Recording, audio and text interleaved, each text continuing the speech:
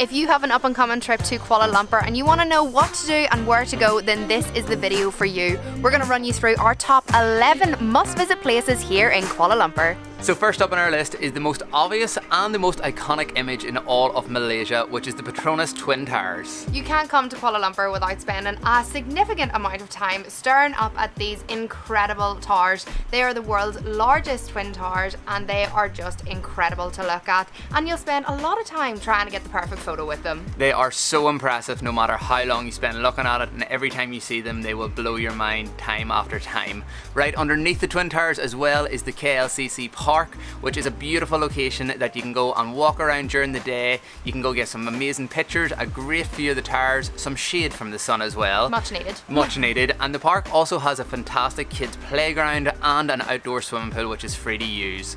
In the evening time there is also a free water and light performance in the KLCC Park that is definitely worth witnessing as well. Number 2 on our list is Pedaling Street, right in the heart of Chinatown, and this is definitely one of the more touristy areas in the city, but we love it for that. There's so many people, there's a great vibe anytime we go, and this is your go-to spot if you want to go and get some not so legitimate Gucci stuff or Louis Vuitton handbags and all that designer stuff.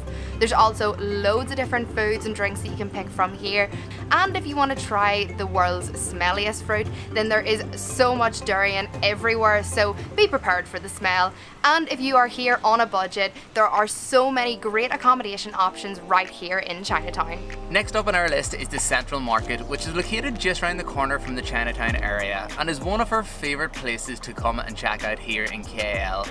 The market has a real unique vintage kind of feel with a modern urban twist. You'll find a wee bit of everything going on here. You'll get small businesses, you'll get loads of homemade handicrafts, you'll get perfumes, paintings, art, a wee bit of food and loads of unique clothing as well. The market is just an absolute vibe to walk around and we love it. The prices here are pretty cheap as well, so if you're looking to do a wee bit of shopping, this is a great location for it, and you will also find loads of really unique and interesting souvenirs to take away from your trip here. Every weekend the market has loads of different stalls and vendors that come here and display their stuff from all over Malaysia, so you'll honestly get some really interesting pieces from the Central Market. And something you will be guaranteed is that there will be live music playing every single weekend here as well, which just adds to the overall kind of atmosphere and vibe of the Central Market. At number 4 we have Batu Bintang. Batu Bintang is the city centre of Kuala Lumpur, and if you're a shopaholic, this is going to be the location for you. You can literally find every single major high street retailer here and there's so much going on.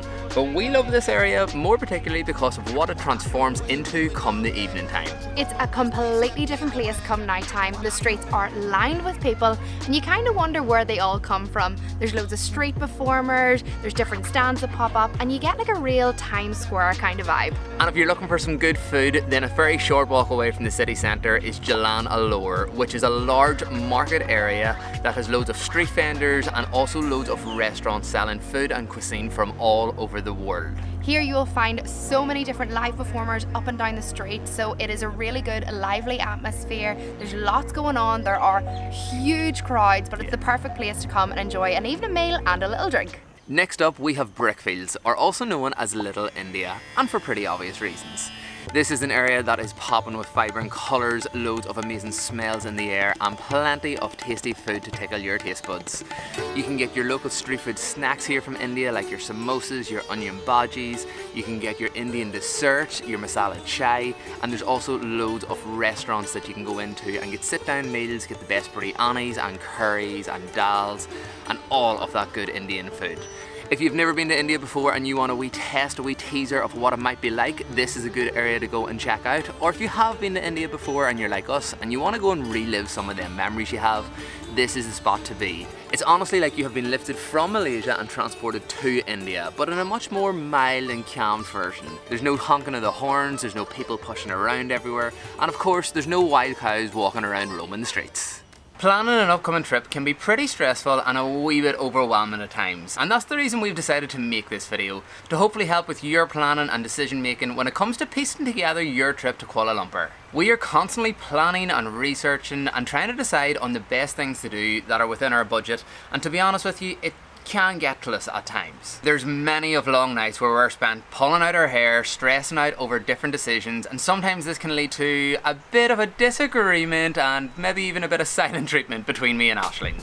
But we do know that it is so important to talk, especially when you're feeling down, stressed, worried, or you've had a bit of a falling out with somebody. And that's why we want to tell you more about and say a big thank you to BetterHelp, a paid partner of this channel. BetterHelp is a 100% online therapy service that connects you with a credentialed therapist that is trained to give you helpful, unbiased advice. So there's no need to worry about the uncomfortable face-to-face interaction of therapy. So if you're feeling down, struggling with your mental health, or feel like something is interfering with your happiness and preventing you from achieving your goal, we would highly encourage you to consider checking out BetterHelp using the link down below, where you're able to schedule a therapy session at any time that is convenient for you. Look, we all have issues and struggles. It's completely normal, and sometimes we just need somebody to talk to, even when things are going well. So therapy really is for everyone. BetterHelp is just like traditional therapy, only you can have your therapy sessions as a phone call, a video chat, or by messaging if you prefer that.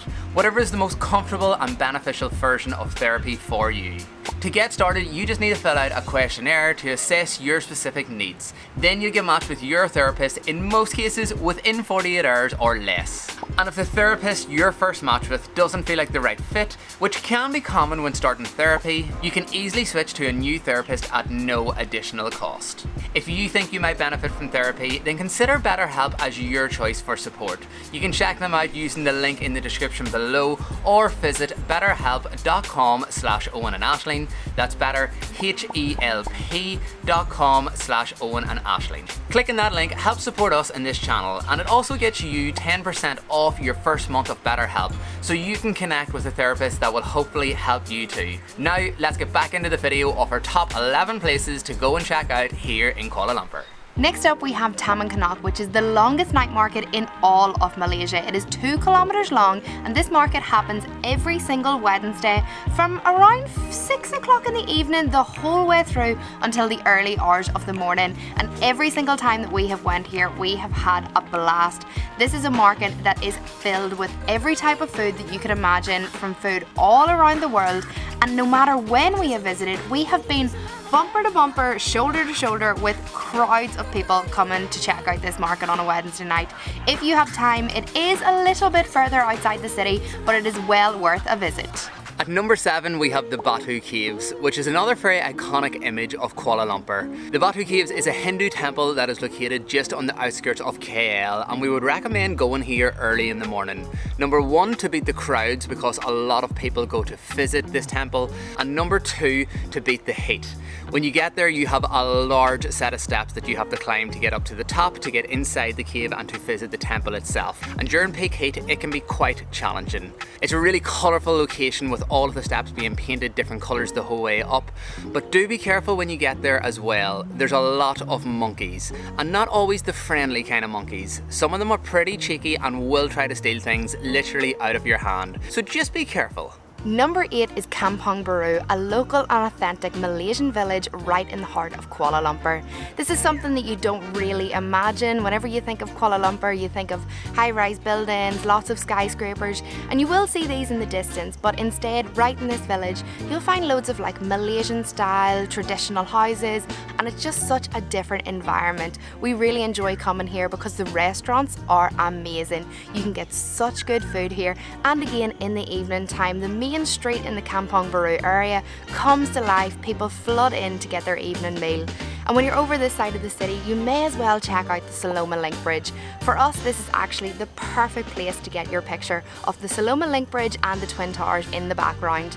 Here you can see the Twin Towers light up, and especially if you go at like sunset or in the evening time, it's such a good place to go and just get a really nice view and another different angle of the towers. At number 9 on our list is the KL Tower, and the reason we've put this one on is because we believe this is the best view of KL City. You can get an amazing bird's eye view over the entire city from the KL Tower observation deck, which is a full 360 round glass box that you can get incredible views, not only out over all the skyscrapers, over all the mountains and the hills in the distance, but also a great view of the Petronas Twin Towers.